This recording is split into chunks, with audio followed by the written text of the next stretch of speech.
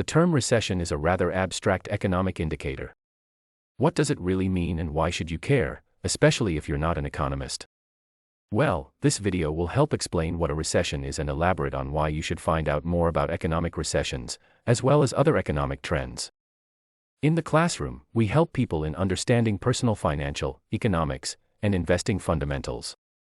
If you want to improve your financial future, subscribe, and hit the like button if you find this video beneficial. First, how is a recession defined? A recession is characterized by a dramatic drop in economic activity that can last months or even years, when a country's economy sees negative GDP, rising unemployment, dropping retail sales, and contractionary indicators of income and manufacturing over an extended period. Recessions are thought to be an unavoidable element of the business cycle, or the regular cycle of expansion and contraction in a country's economy. Also, there is a rule of thumb, which is 2 quarters of falling GDP. Because a healthy economy increases over time, 2 quarters of declining production signals major underlying issues. GDP, or gross domestic product, simply represents the monetary worth of a country's final products and services, those that are acquired by the end user, produced over a specific time frame, say a quarter or a year. It records all a country's output. GDP is made up of commodities and services generated for market sale as well as certain non-market output, such as government-provided defense or education services. But, what causes a recession? In general, an economy's expansion and growth cannot last indefinitely. A complex set of events generally produces a large drop in economic activity, including economic shocks. A catastrophic event or a terrorist attack are examples of unanticipated events that create significant economic disruption. Weak consumer confidence. When customers are concerned about the status of the economy, they cut back on their spending and save what they can. Consumer spending is about 70% of GDP, therefore the entire economy might slow considerably. High interest rates. Consumers can't afford to buy houses, vehicles, or other significant purchases because of high borrowing rates. Companies decrease their expenditure and expansion plans because finance costs are too expensive. Deflation. Deflation is the absolute opposite of inflation, in which product and asset prices fall while demand falls sharply. When demand falls, prices drop as sellers try to attract buyers.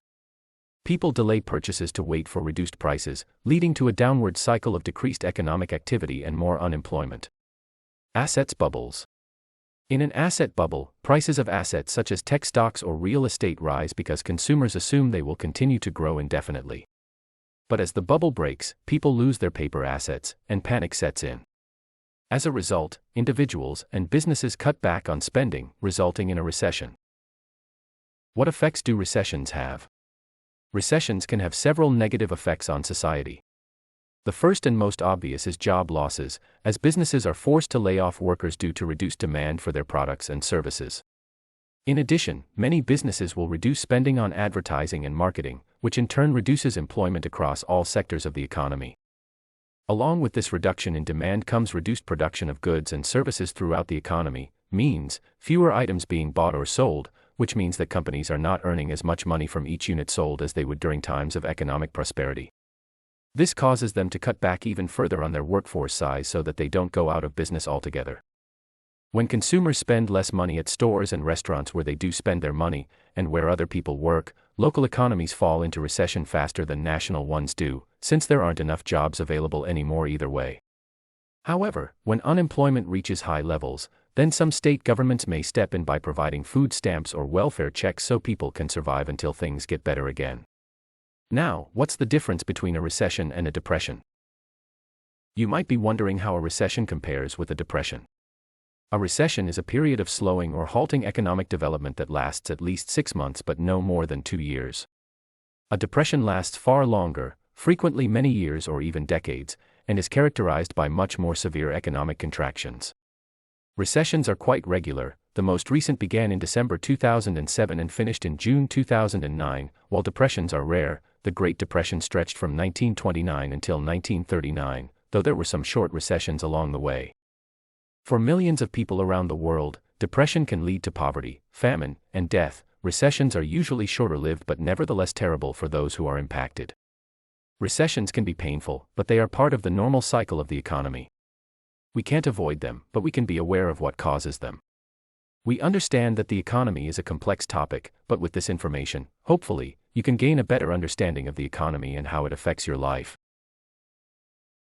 What do you think about this video? Do not be shy to comment right below in the comment section.